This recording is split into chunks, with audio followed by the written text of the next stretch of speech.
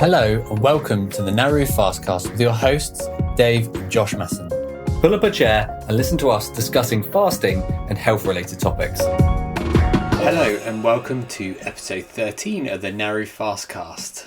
I hope you've all been enjoying what we've been doing so far. I know I'm really enjoying doing the podcast, and so are Josh.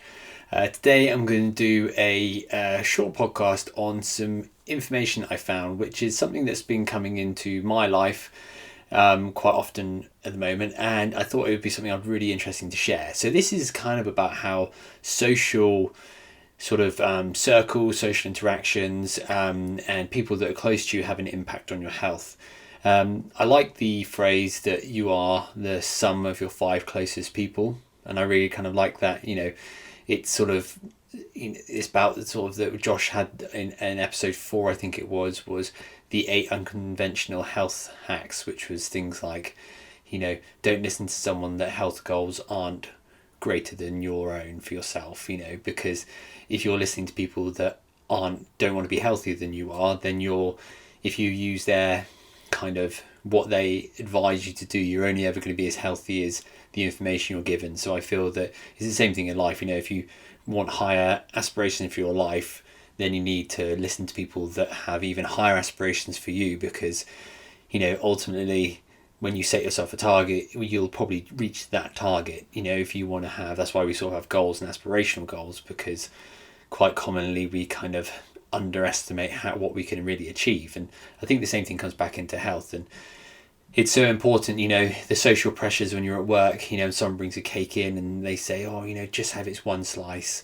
or and I used to find that, I'd be at work and I'd be having healthy food all the time that I'd make, and then I'd be like, it's just one biscuit, or it's just one this. And then as you always talk about, it's the collective behaviours that you do every day that make a stacking effect over your lifetime or just in the short term. And just finding that cutting those things out, so just abstaining from them, means that you're not having it's not compounding over the year. And secondly, it just becomes more natural and more of a natural behaviour to abstain from those things. And this kind of feeds quite naturally into what we're talking about today, which is sort of social pressures among young people around 18 to 25-year-olds. This is because this age range of people really are seeing around about 40% of that age range between 18 and 25 are being overweight, which is massive. It's not sort of as reflective of the population, but it's still huge, but considering you're kind of looking at a 1 to 2 pound weight gain per year in their lifetime. So if you're already starting out and your sort of adolescents being overweight, you can see how the cumulative sort of stacking effect can occur through their lifetime, which is terrifying, really.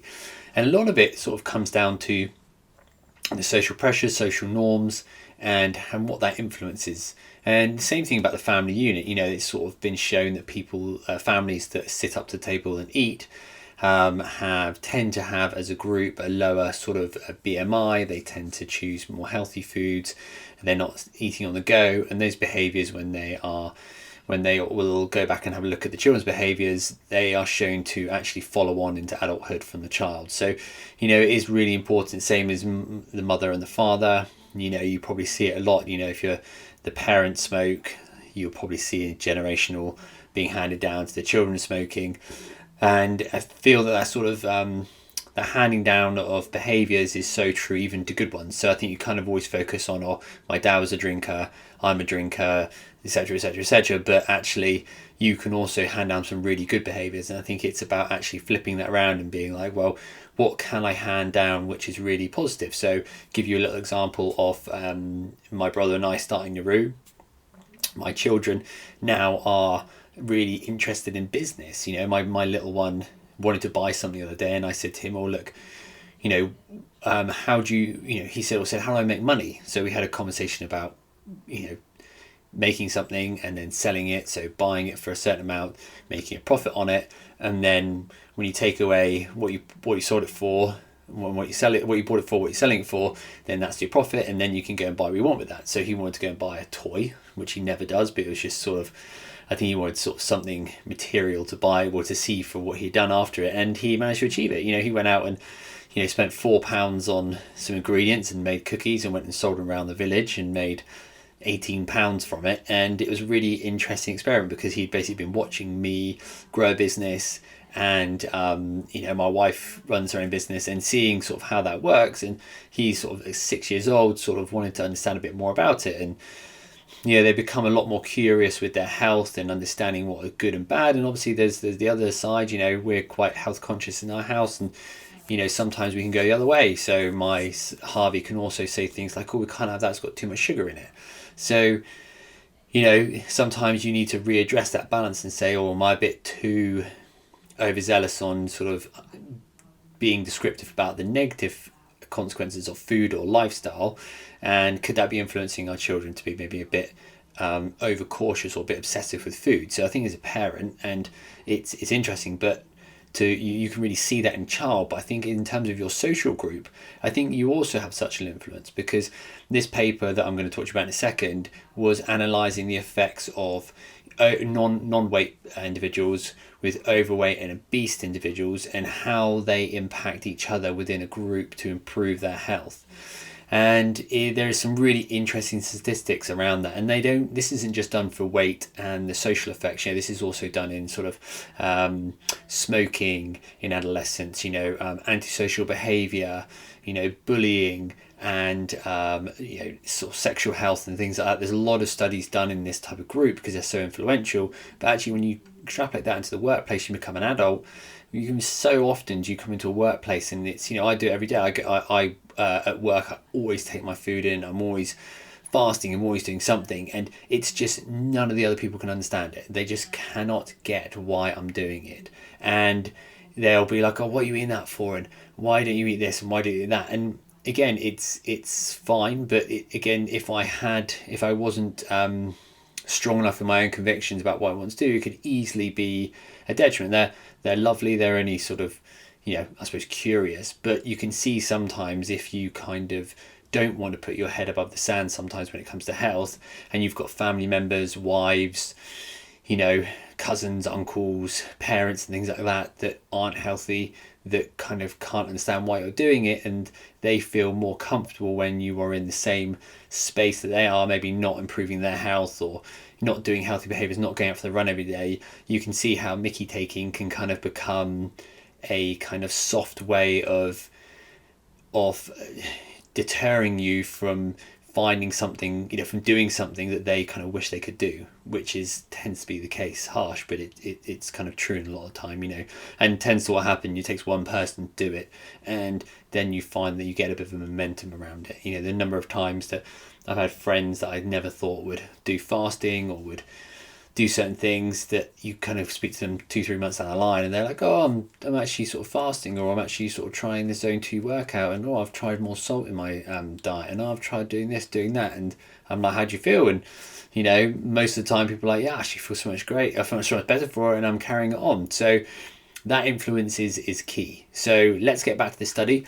So it was the social influences are associated with BMI and weight loss intentions in young adults. So we've talked about, there's lots of other studies that have been done before, but this study looked about whether sort of clusters among sort of normal weight individuals, obese and overweight individuals would have an impact, and again on the impact on their desire to find healthy behaviours outside of those social groups. So they basically took 288 adults that were normal weight, 151 that were overweight, and 137 that were obese, and this was the age between 18 to 25. Okay, now the studies do reference other studies, so the good thing is this study did tend to correlate the findings that were found by other studies that had done. Their group was 18 to 70-year-olds. So again, it's good when you kind of get replication of results, and they're done in sort of slightly different ways, because you can kind of see this actually becomes a bit of a trend. So this was fascinating. So basically, the chance of becoming obese increases by 57% if a friend becomes obese.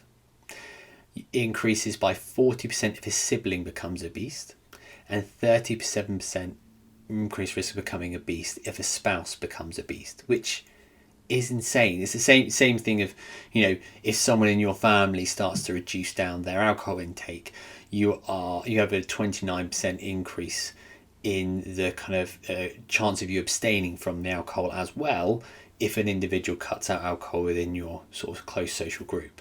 So you can really see actually the kind of how much of an impact. I mean, that's a 30% increase in likelihood of you actually stopping drinking alcohol or limiting your alcohol intake in if someone, your wife, or if your husband or something stops.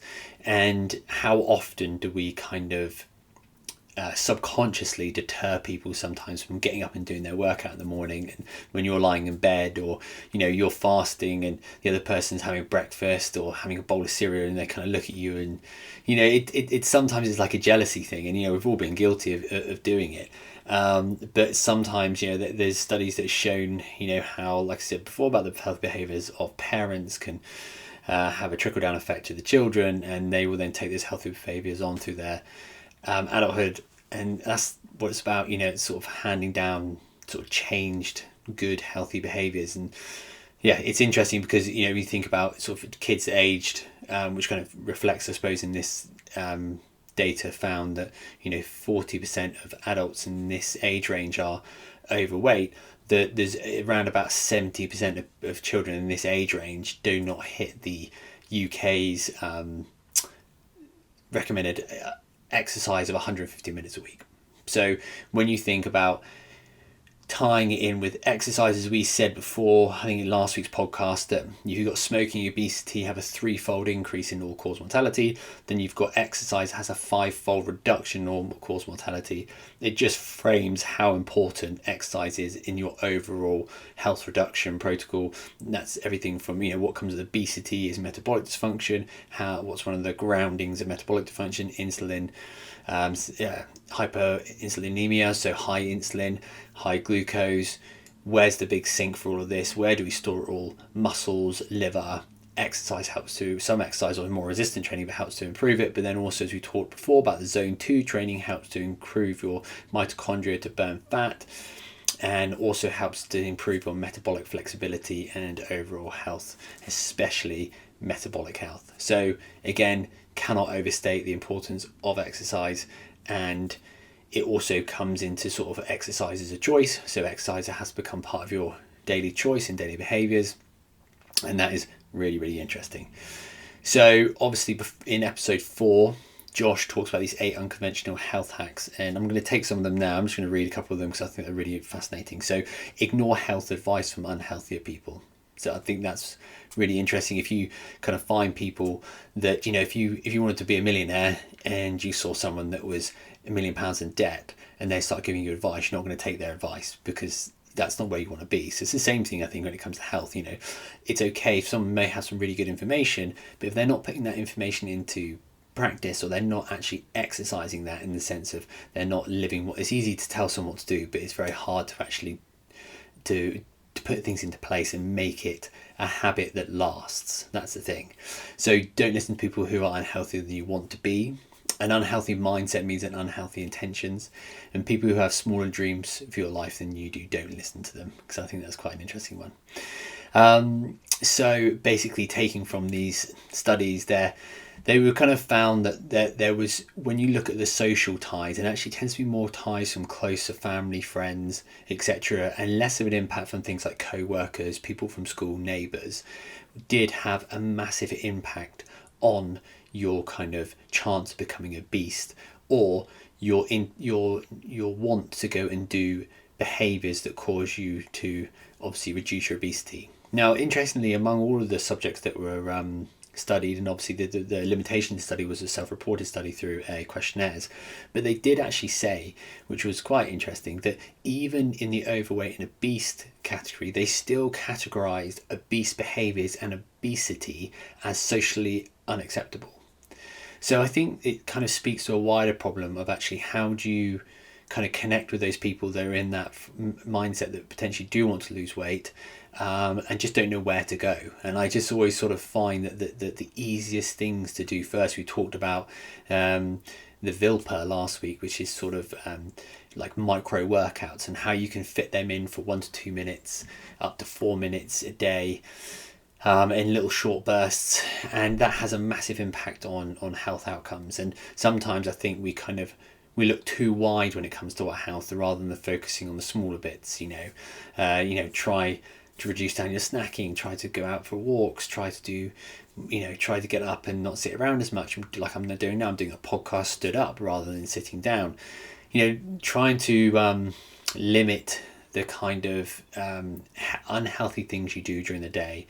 And the thing is, I find that if you find more healthy things that you connect with, trying to find them and do them more often is better than just trying to find one thing that you think is going to cure it. So that would be, for example, if you think exercise is the way that you're going to lose weight, and you think that I'm only going to do it if I do 1 hour exercise going to the gym, and you stop going to the gym, then that's going to have an impact on your health. Because what we want to do is you want you to find something you can replicate. And by replication means it's going to compound, and it's going to be a lifestyle change, and lifestyle change is what helps and fits. And again, it's always about trying not to be too,